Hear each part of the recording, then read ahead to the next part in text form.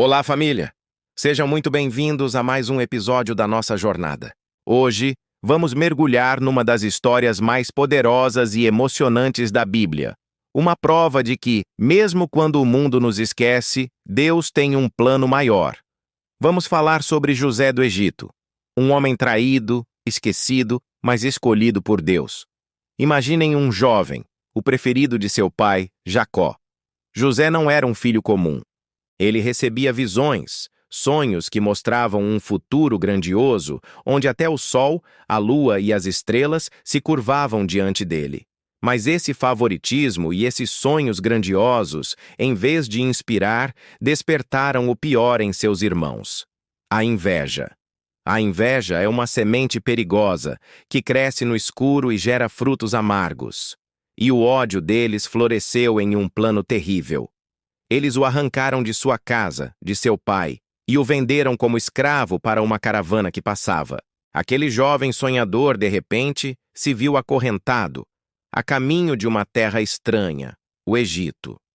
Nesse momento, a história de José poderia ter acabado. Sozinho, traído por sua própria família, ele tinha todos os motivos para desistir, para se encher de amargura, para culpar a Deus.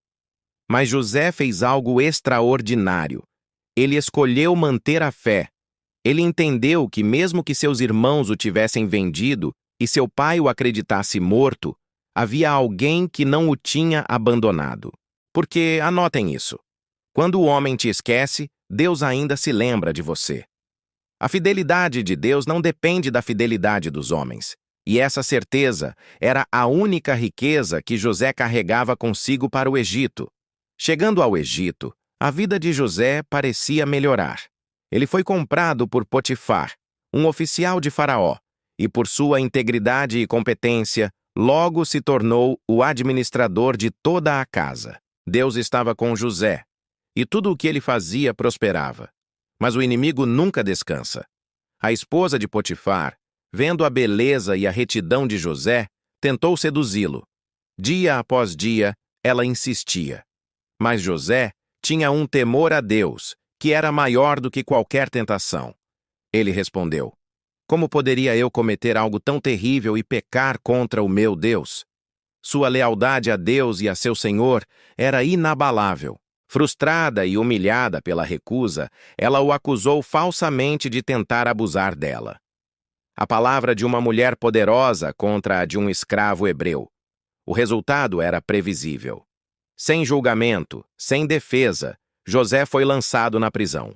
Pensem na injustiça.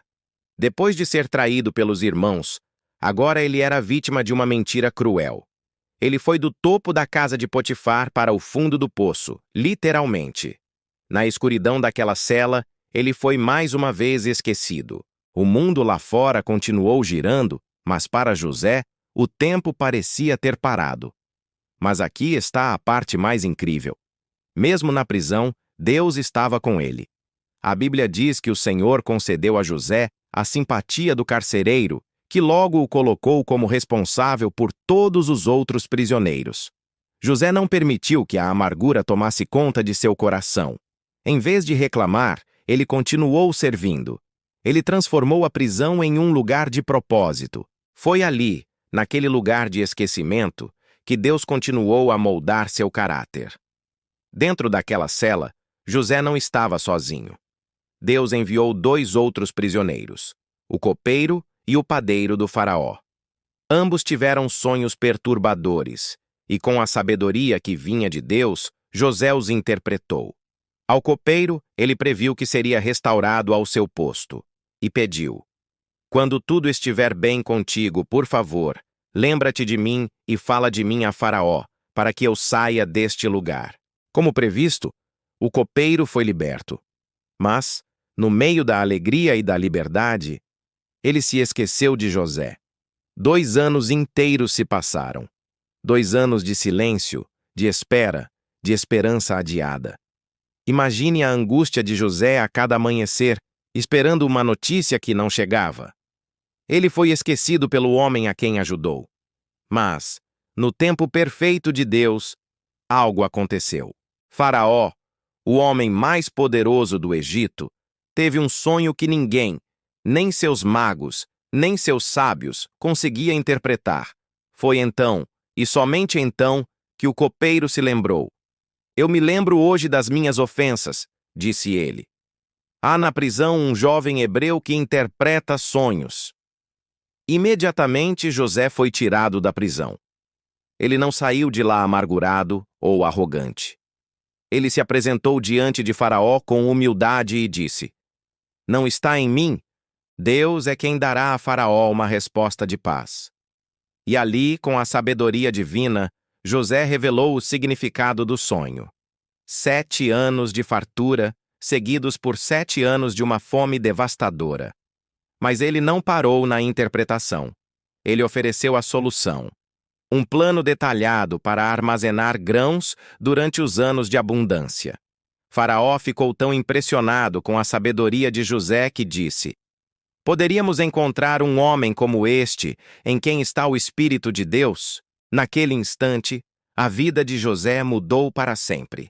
O prisioneiro esquecido tornou-se o governador de todo o Egito, o segundo homem mais poderoso do mundo conhecido. O escravo traído tornou-se o salvador de uma nação. Deus não apenas o tirou da prisão, ele o exaltou a uma posição que superava todos os seus sonhos de infância. Anos mais tarde, a fome chegou, exatamente como José havia previsto. E de todas as terras, as pessoas vinham ao Egito para comprar comida. Entre eles, vieram 10 homens, seus próprios irmãos. Eles se curvaram diante dele, sem reconhecer o irmão que haviam vendido tantos anos antes. O sonho se cumpriu. José tinha todo o poder para se vingar, para fazê-los pagar por cada lágrima, por cada noite na prisão. Mas ao vê-los, ele não sentiu ódio. Ele chorou. Depois de testar seus corações e ver que eles haviam mudado, José finalmente se revelou. Eu sou José, seu irmão, a quem vocês venderam. O medo tomou conta deles, mas as palavras de José foram de pura graça e perdão. E aqui está a chave de toda a história, a frase que ecoa através dos séculos. Vocês intentaram o mal contra mim, mas Deus o transformou em bem, para que pudesse salvar muitas vidas, como hoje se vê. José entendeu que cada traição, cada injustiça, cada momento de solidão na prisão foi usado por Deus para um propósito maior. A dor não foi em vão. O poço, a prisão, o esquecimento, tudo fazia parte do processo para prepará-lo para salvar sua família e o mundo da fome. A história de José nos ensina que a dor pode ser o terreno onde Deus planta os seus maiores propósitos. Se você hoje se sente traído, esquecido, no fundo de um poço ou de uma prisão, seja ela física ou emocional, lembre-se, o mesmo Deus que estava na cela com José está aí com você agora. Ele não se esqueceu dos seus sonhos. Ele está transformando o mal que fizeram contra você em um bem maior. Confie no processo. Mantenha a fé, mesmo quando não entender. Porque, no tempo certo, Deus irá te exaltar e usar sua história para abençoar muitas outras vidas. Obrigado por ficarem comigo até aqui. Se esta mensagem tocou seu coração, deixe seu amém nos comentários. Não se esqueça de se inscrever no canal e ativar o sininho para não perder nosso próximo episódio. Que a força e a fidelidade de Deus estejam com você, assim como estiveram com José. Até a próxima!